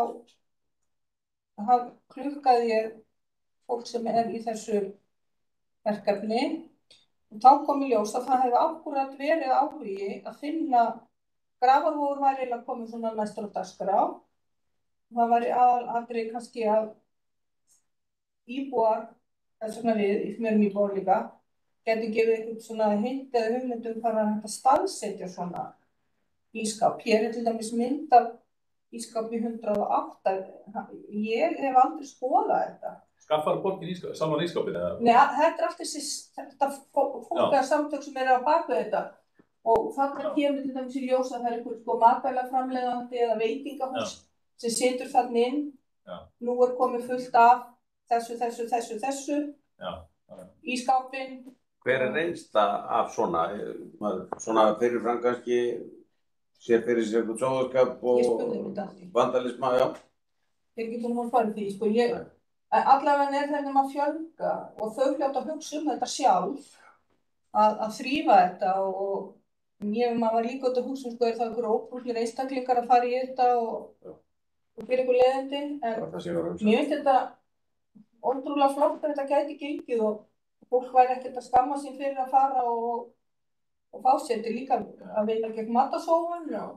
Nú var einhvern tímann fyrir mörgum árum einhverju fárlega verðsamkeppni, það voru frí mjólk og frí egg og það var að grýta þessu í bíla og rúður sko. Maður er ekkert heyrt af svoleiðis, ekkert. En nú yfirferð minn hverfi þá þegar ég gegnum rampana þá svona datt mér einn að helst kannski hug kringum Vesturmiðstöðin í Langarheima. En nú veit ég ekki sem hver á það húsnæði. Ég þekki það ekki. Svo fannst mér, það sem líka kom okkur kannski að því við erum bara að tala við Sorpu eða Sorpu. Það var frétt sem kom að fjórum flokkum úrgangssafna 2023, menn það er alveg að koma 2023. Ég vil bara lýsa yfir fyrir mína hönd og annarra mikill ánægju með þessa niðurstöðu. Það verði boðið líka upp á bara 2 tunnur og hvorum sig með 2 hólfum og þar með er hægt að fá fjögra flokkuna kerfi því að stærsti hluti Grafarvogs til dæmis byggður á þeim tíma þegar byggingarreglugerð kvað á sorpgeymslu upp 2 tugum. Þetta sé ekki bara að koma bara ding, ding, ding. Nei, en það sko... Það er lausnin sem er búið að samþykkja til. Já, það er þetta bara. Þetta bara mjög flott. Mjög flott lausn. Fjórflokkurinn. Fjórflokkurinn og það eru 2 tunnur. Hann er ekki dauður. Það er svarta og brúna og svo bláa og græna saman. Þetta er svona. Sko, að vera með 4 ruslatunnur fyrir utan einbýlishús sem að 2 mannsku búi náttúrulega hámark hvarfleikans. Það er sóun líka og algjör sóun. Þannig ég hef nú svona sjálfur verið svolítið stuðningsmaður þess að efla grenndarstöðvarnar í hverfunum, gera þær snyrtilegri og ég er búinn að flytja margar heimur og leiður á að skrifa upp til auðvitað frá mér þetta. Ég verð að benda á hvernig frágangur á slíkum stöðum í Hafnarfirði og Garðabæ sko. Við erum Reykjavík langt á eftir í þessu. Já. Gróður í kring, smíðaði svona einhverju veggir. Fyrir Dalhús er þetta bara sorglegt, sko, það er bara rusl og drasl og gámarnir hist og her. Þannig að ég hef svona verið talsmaður þess að það sé áfram bara valkvætt hversu margar tunnur eru við íbúðarhúsin. Þú sést bara með þessa blöndu sorptunnu. En ég sjálfur fer, sko, og við labbandi með póka með plasti og gleri og hvað það er og setjum þetta fyrir framan hérna. Borhamra. Maður getur gert þetta af því að maður býr svo vel að hafa bílskúr og maður getur flokkað inn í hjá sér. Já. En það er bara ekki allir sem búa þá vel. Þannig ég þakka þessu mjög, en ég kynnti þetta nefnilega þegar Hamrakverfi byrjaði sem tilraunaverkefni í brúnutunnuna. Ég var alveg ógeðslega reið og ljónið alveg gaus upp í mér. Og þá var mér sagt að þetta væri tilraun líka på Kjalarnesi. Þar hefði tvískipt tunna verið notuð. Og þetta þýddi líka þar enda sko sem maður hugsar ekki alltaf út í þegar maður sjálfur í æsingunum. Að það þarf að breyta sko bílunum sem sæti. Þeir þurfa að vera svona. Þá lendir maður nú aðeins. Svo finnst mér bara að maður að gleðjast yfir því að í Grafarvogskirkju er komin í orgelið því að þú hefði verið við. Já, ég var erlendis, ég hefði farið annars. Þetta er bara frábært. Mér finnst það bara meira áttar því að þetta er búið að standa yfir mörg herrans ár. Já. Og ég er ekki sem allir Grafarvogsbúar gerir sig grein fyrir því hvað mikið starf er fram í þessari kirkju. En ég gerði mig heldur ekki grein fyrir því að það væri kirkja á jarðhæðinni í Hverafold 1-3. Já, það mun vera kirkja, þú var svona. Já, ég vissi það ekki. Ég vissi bara kirkjunni okkar hverfi. Já, verslunarmiðstöðinni. Já, við hefum byssusmiðinu. Já. Er hægt að kalla þetta Folda torg? Er það hægt? Mér finnst það bara torgið. Torgið Hverafold. Já, það er alveg, einu sinni var þetta að tala um Folda torg. Það er alveg búið. Já. Hvað söfn er það? Þetta er ekki, það ekki. Nei, ég hef heitt það, ég man ekki hvað heitir. Þetta er eitthvað söfn. Þetta er nú svona mitt innlegg í hverju mitt, því að ég fann að safna úr klippum. Já, bara glemja. Ég skal bæta aðeins við, Fjölnir og Voðabúa stóðu fyrir viðvarslaupi núna síðan 2 vikur síðan. Og þar voru grillaðar pulsur og hoppukastalar og mikið glens og grín. Átti að vera hérna á Guðnissvæðinu en þetta var fyrsta laugardagurinn sem fengum haustveðri. Þannig að það færði það inn í Egilshöll og það tókst bara hrikalega vel. Virkilega góð mæting og bara frábært dagur. Ég kíkti þarna upp í dyr og mjög gaman. Svo náttúrulega líka bara ítreka það sem ég sagði áðan að við verðum með þessa fræðslu, fyrstu fræðsluna okkar í næstu viku sem væri gaman að sjá marg á. Já, svo mætti kannski ítreka með bakhópinn ef við tölum saman núna til funda. Það fengjum kynningu kannski á honum næst. Að reyna að fara að virkja hann. Eitthvað annars sem þið tækja eftir úr hverfinu. Skemmtilega. Það er ekki bara tilvalið að bjóða hérna ungmennar á hann bara á næsta fund. Var það ekki það sem við tölum áðan? Desember? Að við erum með svona opið, hafa svona staðfund og bjóða. Það verður bara alveg frábært. Það er næsta fund. Það er næsta fund. Það væri þá líka kannski fulltrúum bakhópsins. Við erum núna 2 mánuði til að rekja þá upp. Gaman að fá Fjölnir og Korpúlfa og kannski fá líka hann frá miðstöðinni til þess að kynna. Já. Ég veist það. Það er gaman. Hvað segir nú? Erum við alveg að brenna út á tíma? Nei, við kortir eftir. Já, það skal það sér. Þá eigum við eftir umsókn í hverfasjóðinn og Þar með lokar þú fundinum. Já.